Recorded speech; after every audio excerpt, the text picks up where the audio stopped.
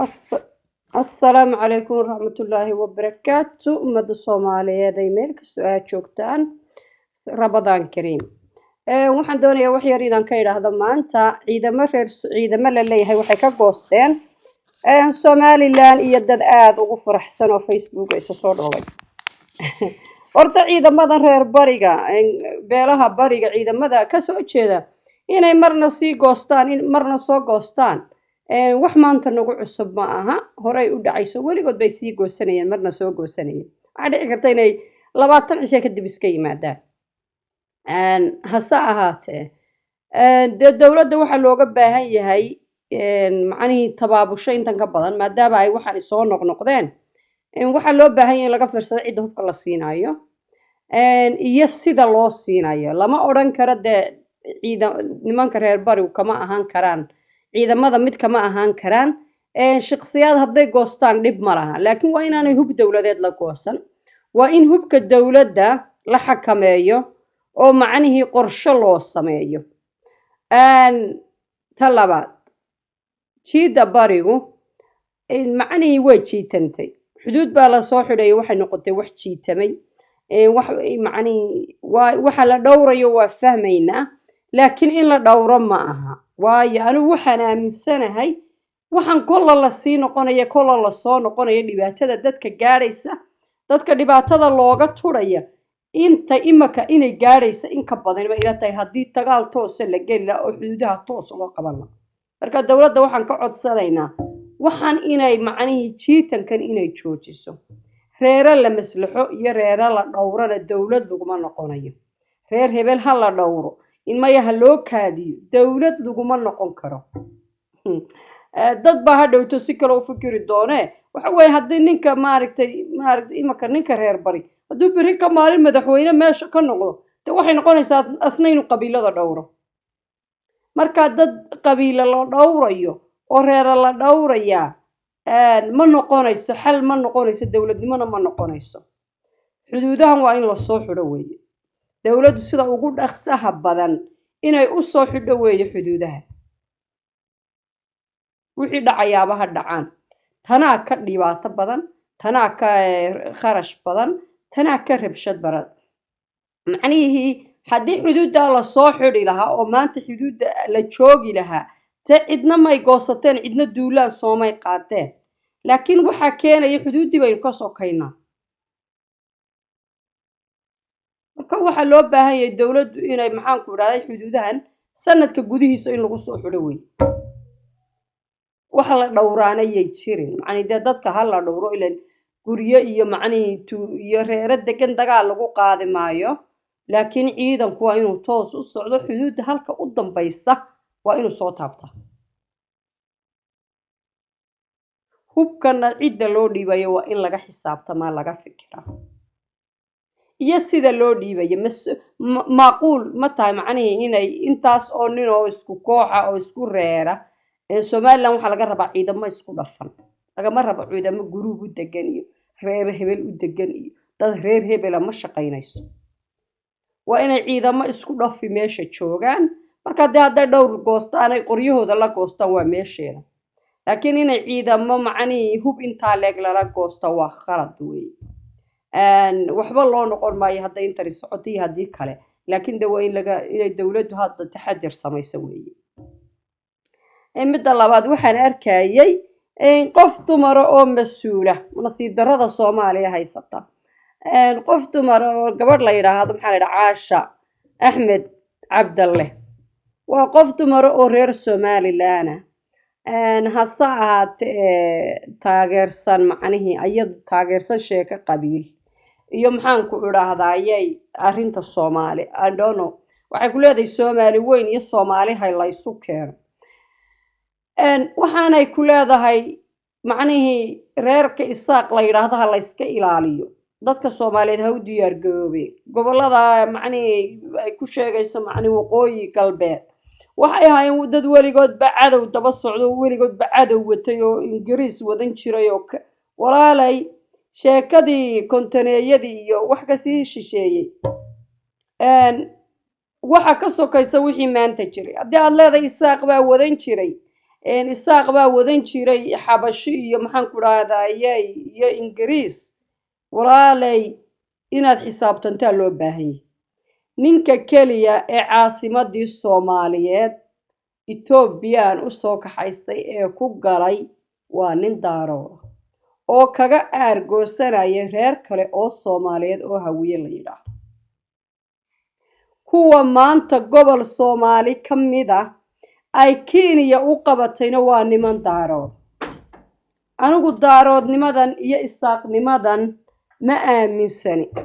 waxaan aaminsanay shanta soomaaliya dadka degan inay wax wada leeyihiin ina shanta soomaaliya loo qaybsanyay waxaan aaminsanay in xuduudihii aad leedahay ingiriis baa dhisay iyo ingiriis baa dhigay oo ah xuduudaha afrika oo dhan u yaala qabiilkaaga iyo qabiilkaygu toona xuduuda ma samaynin xuduudaha ingiriis baa sameeyey waxaanse kuu sheegay haddaad doonayso inaad dad daarooda adigu isu keento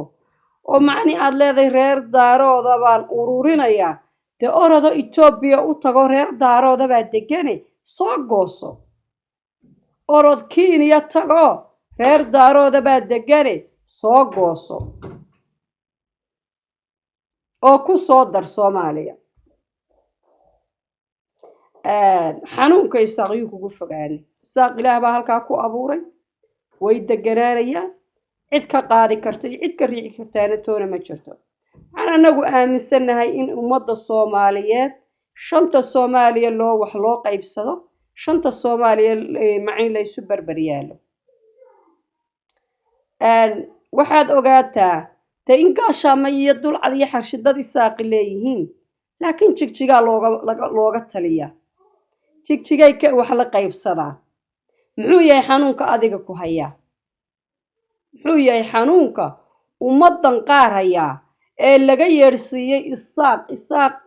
jabuuti wax ka leeyahay etoobiya wax ka leeyahay somaliland buu leeyahay waa dadka sida ummadda kale ee shanta soomaaliyeed u dhalatay ay shanta soomaaliyeed wax ugu leeyihiin buu isaguna ugu leeyahay xuduudaha qabiilka halkaa marinaysaan idinkaa la idinka fadhiyaaye bal mariya oo noo sheega laakiin xuduuddii ingiriisku dhigay walaalo xuduudaha afrika qof weyn oo garasho leh oo macnihii mas-uul soomaaliyeed mas-uul u haysay ummad soomaaliyeed inay sidaa u hadasha waa wax aada iyo aada u liita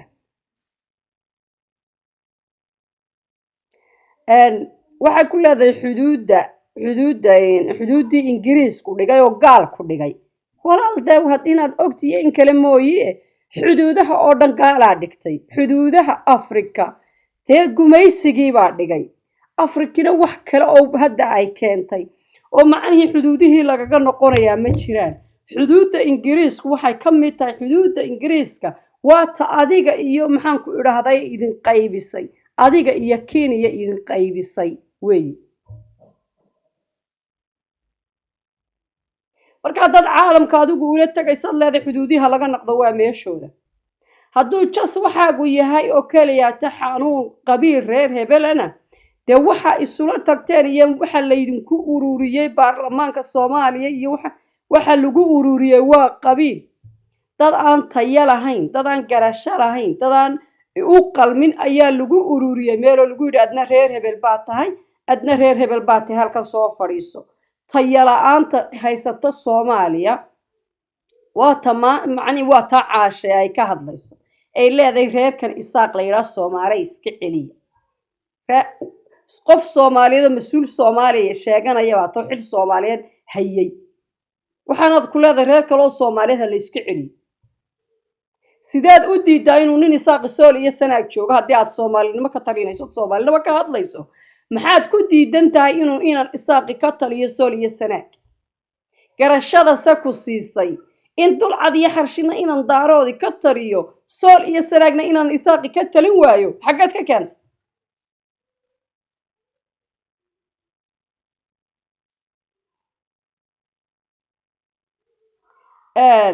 hore ayaanu yidhi ummadda soomaaliyeed ee shanta soomaaliya u dhalatay xalku wuxuu ugu jiraa inay intii ismeel ilaahay ku wada abuuray inanka isaaq iyo inanka samaroon iyo ka ciise ee jabuuti jooga halkaasuu ilaahay ku wada abuuray dantooda gaarka abaaray tahay inay ka tashadaan ka ciise iyo ka gudabiirsi iyo ka isaaq iyo ka daarood ee soomaaliya laan joogana halkaasuu alluhu ku wada abuuro waxay tahay inay dantooda ka tashadaan ka jigjiga jooga ee daarood ka isaaq ka samaroon ka ciise ka hawiye ee jigjiga iyo maxaan ku dhahday kiilka shanaad degana dantaa isbado halkaasay wada leeyihiin garasho iyo caqli intan ka dhaanta baa lagaa rabaa haddaad qof mas-uul sheeganaya oo Soomaaliland metelaya aad tahay aad leedahay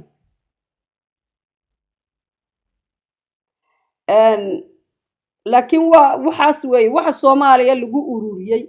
ee loola yaaban yahay la leeyahay maxay u karin waa dadaan aqoon loo qiimayn karti loo qiimayn ee macni lagu buuxiyay qabiil reer hebelaad ka soo jeeda marka adiguna reer hebelnimo ku kaalay taasaa la rabaa in Soomaaliland maanta loo soo guuriyo waad arkaysaa kuwa ku shirshirinaya caruuraha meelaha jooga waxay ka hadlayeen waxa weeye waa wixii 30 sanadood Soomaaliya dub u dhigay looma dhamma wata Soomaaliya reebtay taasay rabaan inay Soomaaliland u soo raraan oo maanta leeyihiin Soomaaliland laba wada laha taadubba mar danbaan ka hadli doona laakiin waxa weeyaan mareeg reer hebel lagu ururiyo oo reer hebel lagu ururiyo oo la isugu keeni karayaa ma jirto walaa isaaq baan la soo ururin karin walaa daarood baan la soo ururin karin ummadani shanta Soomaaliya ku filiqsan yihiin shanta Soomaaliya xuduudihiisa shanta Soomaaliya u yaalay aynu isku ixtiraano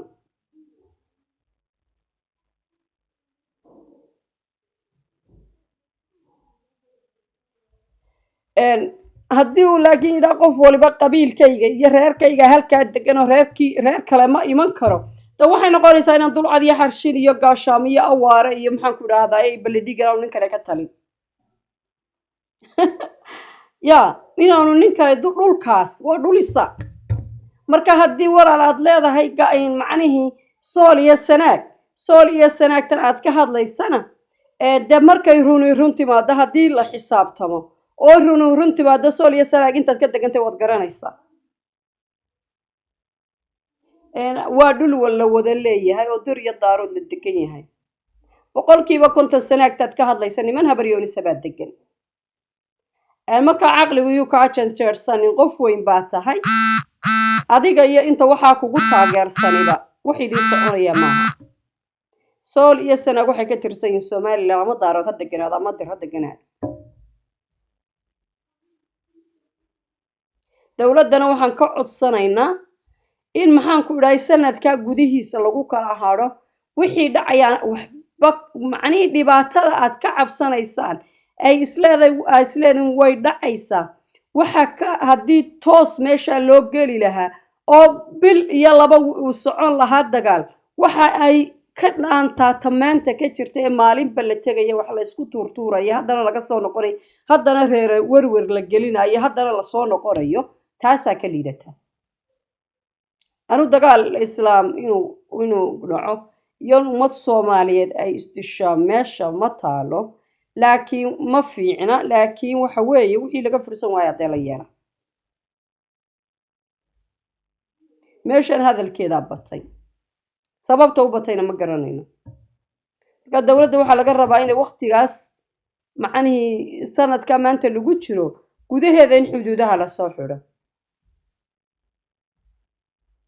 dhibaatadu way yaraan lay hadal hayntu way yaraan lay laakiin Soomaaliland ba khaladka iska loo maalinba meel tagayso loo halkaas lagu sii socda waxa keenay inay imaka meel macni dhul Soomaaliland leedahay ay joog macni aan maanta la gaarin ayaa khalada weeye taas weeyaan dhibaatada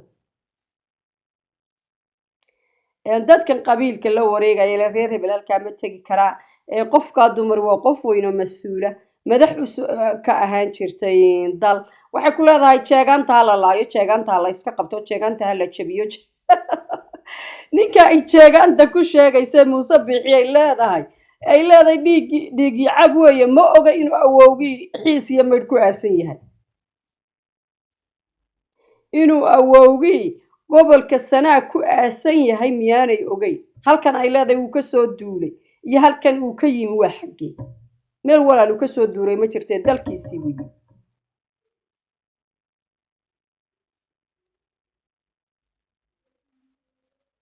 marka bal qofka macnihii la yaab male ayada oo keliya ma aha gebigooda waxa meesha jooga ee dowladdan Soomaaliya la yidhi wax ka ahaada ayaa noocaasa sababtu tahay qabiil baa lagu soo xulaa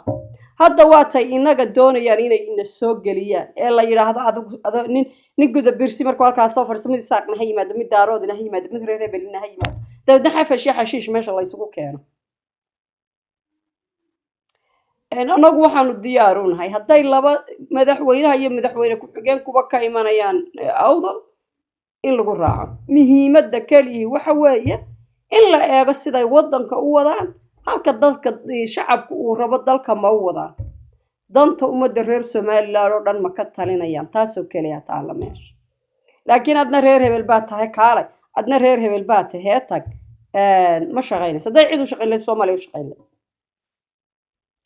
gabadha waxaan leeyahay walaalay Somaliland loogama baahna qabiilo iyo reero meel macay lagu ururiyo la yiraahdo reer hebel baa iyo dad madax oo macnii qabiil iyo balaayo u qaybsan marka dawladda inay xuduudaha soo xidho caashi maanta may hadasheen hadday xuduuduhu xidhnaan laayeen laakiin dhibta jirta waxa weeye inagaan xuduudaheennii gaadhin 20 sano inagaan 28 sano aan xuduudaheennii gaadhin marka laakiin hadda waxaan ka rajaynayaa dawladdu inay xuduudaha soo xidho in xuduudaha la gaadho hadalka Soomaaliyana halkaa uu ku dhamaado waan arkay dad badan oo leh musabbixow yaaynu isugu nimaado maxay nagala hadal maxay gabiile iyo dhulka musabbixi awowgii baa ku aasan gobolka Sanaag ama diidamaya laakiin ujeedadu ma aha saraayin awowgii halku ku aasan iyo Cali Toone ujeedada loo socdaa waxa weeye xuduudii Somaliland ayaa loo socdaa xuduudana wuxuu qasab madaxweynaha ku ah inuu sanadka gudihiisa soo xiro hadii kale ha iskaga tagaba meesha dad kale soo xidha loo dhiib looma baahna qabiil la maslaxo Somaliland waxa ku batay maslaxada qabiilka maslaxad reer hebel baa la maslaxaya reer hebel laakiin waxaad ogaataa kamaanta diidaya inaan reer la maslaxino markaad adigu timaadana in reerahaasi la maslixi doono marka reeraha la maslaxayo laga gudbo ma shaqaynaysay reer la maslaxayan dawlad lahaala isqaban maayaan of course ujeedadu ma ahayn dad la laayo dad la burburiyo oo reer la dumiyo macnii laakiin waa inay dawladdu xuduudaheeda gaadhaa oo lagu maslixin xuduudda cidna inaan lagala hadlin cidna lagu maslixin weeye odayada meelaha ka soo qaylqaylinaya danaha qoysaskooda iyo reerahooda ka hadlaan dawlad qaranku uma dhiiban xil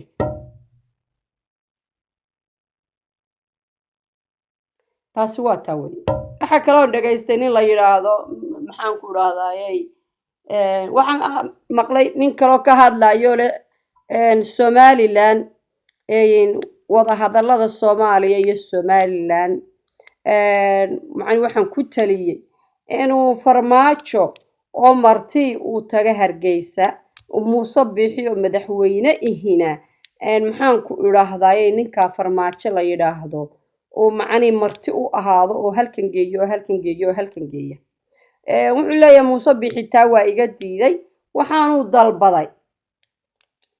dalbaday in Afrika wadan Afrikaanihi uu dhex galo marka ninkaasi wuxuu leeyahay wadanka Afrikaanka waxa tagi doona macanihi farmaajo oo madaxweyne ah oo safaarad wadanka ku leh iyo musabbixo meel yar ka yimi horta waa ninkaasi nin reer Somaliland buu ahaa aad iyo aad baan ugu xumahay dadka reer Somaliland